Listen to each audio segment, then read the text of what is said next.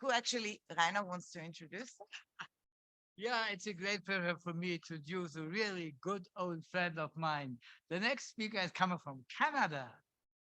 Tamara, the floor is to you, but even you're a good friend of mine. You have 3 minutes. Good evening, everyone.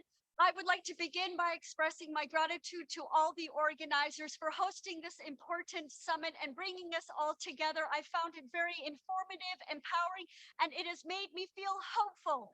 So I am here in Vienna representing the Canadian Voice of Women for Peace and WILP Canada. I bring greetings from the entire peace movement in Canada. If you have seen the international headlines, you will know that my country is on fire.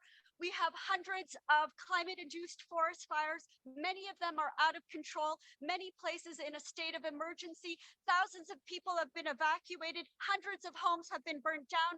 Record high temperatures from British Columbia to Nova Scotia. We in Canada are in a climate emergency, but we are all in a climate emergency. As we are meeting this weekend in Vienna, there are scientists and activists, including WILP, who are in Bonn, Germany for the Intersessional Climate Summit. They are calling, this is in the lead up to COP28 that will be taking place in the UAE in November. We are calling for a phase out of fossil fuels and more funding for climate financing. They are also discussing the latest climate science. And if you read in March, the IPCC report that came out, the sixth assessment report, you will see that we are on track at our current emissions to be at 3 to 4 degrees of global mean temperature rise in 70 years by 2100. To avert that, we need to have emissions over the next seven years by 2030, but we cannot decarbonize if we don't demilitarize. We must demilitarize to decarbonize.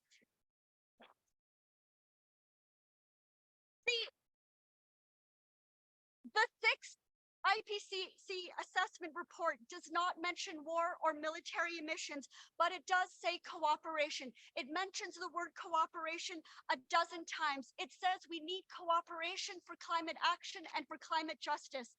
To cooperate for the climate, we need to end the war. We also need to work with Russia and China on the climate crisis. There are many sides of this conflict, many sides, but there is only one planet Earth. We need to work cooperatively to protect our common home. Finally, the Canadian peace groups join you in calling for a ceasefire. We are also calling on our country, Canada, and all of the NATO countries to stop sending weapons and to start talking. We are also advocating for a truth and reconciliation process and accountability for all the wars, from the former Yugoslavia to Afghanistan to Iraq, Syria, and Libya. We need accountability. Finally, in Canada, we hope to join you to call for the abolition of NATO.